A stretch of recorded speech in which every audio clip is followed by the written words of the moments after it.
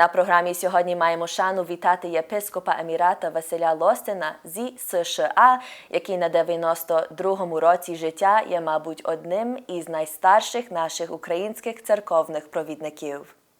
У світлі глобальних викликів католицької церкви та можливостей екуменізму в Україні владика Василь Лостен пояснить важливість збереження і розвитку особистої духовності для кожного з нас. Bishop Basil, Christos рождається. Welcome to our show. And we ask you here to help us rise above the various issues that affect the Catholic Church both globally, how it's affecting here in Canada, especially with Indigenous issues, and even in our own eparchy. How would you guide us along, and how do we rise above the human limitations of church leaders, and how do we develop our own personal spirituality? How would you suggest that for us, Bishop? Well, as members of the entire Ukrainian Catholic Church, we belong to our Holy Synod, which is based in Kyiv for the Ukrainian Catholic Church. However, each eparchy or archeparchy or metropolia is an independent entity which has its own jurisdiction and laws. Every eparchy has their own what we call guidelines.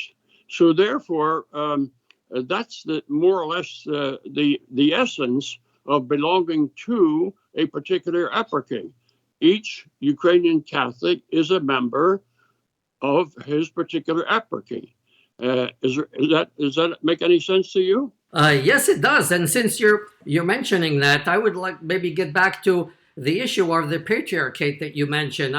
I understand that you worked tirelessly for the creation of that concept, and were one of the 27 bishop signatories back in 2007 that signed a document and sent it off to Pope John Paul II, I believe, at that time. Yeah. But where does that stand today, when even on the website of our church, Major Archbishop Sviatoslav Shevchuk calls himself a Major Archbishop and not a Patriarch?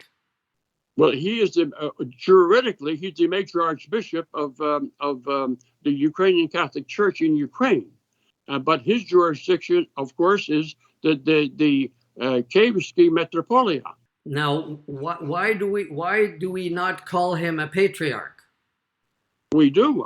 Everybody recognizes him as their patriarch.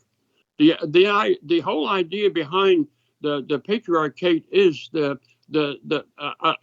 first of all, you have to understand that being patriarch is actually a title given to our Major Archbishop, meaning that you are our patriarch, you are our leader of the Ukrainian Catholic Church worldwide.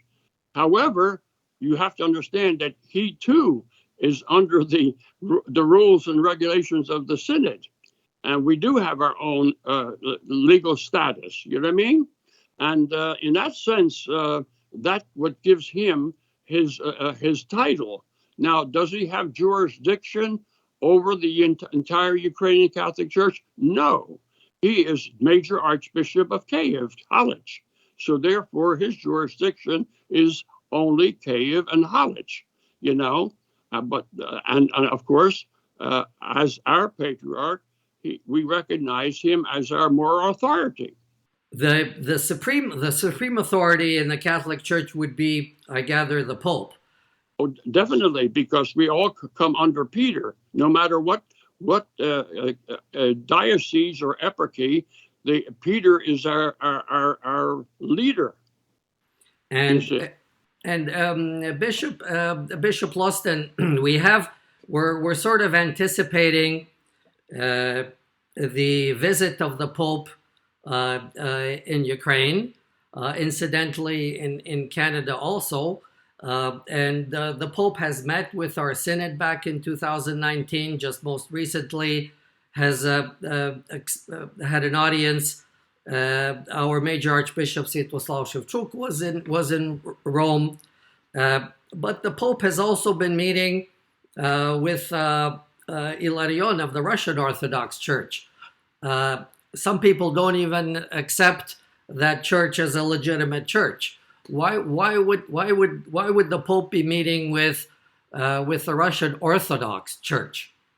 Well, it's our ecumenical acceptance. We try very much to be friendly with everybody, not only with the Russians, but also the Ukrainian Orthodox Church in Ukraine, and also with all the Orthodox churches, Romania, and all of them in Europe.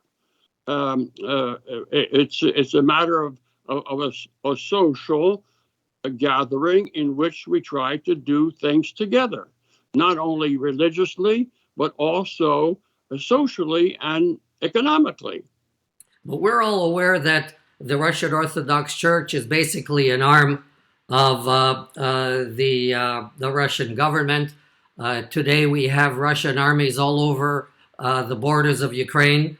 And I don't remember in any of the press releases any of that threat being indicated as being discussed. Well, obviously not. But the fact is, you have to remember the president of Ukraine, when he visited the Pope, gave him an invitation to visit Ukraine, which was accepted. All right. So when the Pope comes to Ukraine, he's coming just to our church in Ukraine.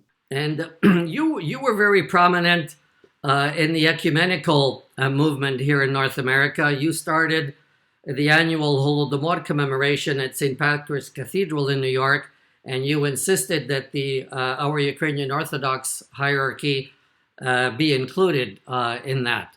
How do you feel today with the Tomos and now the autocephaly of the Orthodox Church of Ukraine? Is this now? Are we on the road at some point for one Ukrainian Christian church? We pray and we hope that this comes about, because we all should be, according to ancient history of the Ukrainian church, we should be one church. Petro Mahilo, unfortunately, died before he was able to achieve this. He was the Metropolitan of Kiev many years back. And would you say that most of our synod on both sides, on the Orthodox and on the Catholic side, are looking towards this kind of ecumenism in Ukraine? We are friendly, and we work together, hopefully, so one day that their boss, which is in Constantinople, now called Istanbul, will also, who is very friendly to the Ukrainian Catholic Church. I have visited him many times in Istanbul. And so we work towards that, because Jesus himself said, all should be one. Okay, well, thank you. Thank you very much, Bishop Basil, for this hopeful ending of our conversation, for that we all may be one. And we wish you and everything that you do further success. And, in the spirit of this Christian season, this birth of Christ, бажаємо вам всього доброго, і Христос рождається.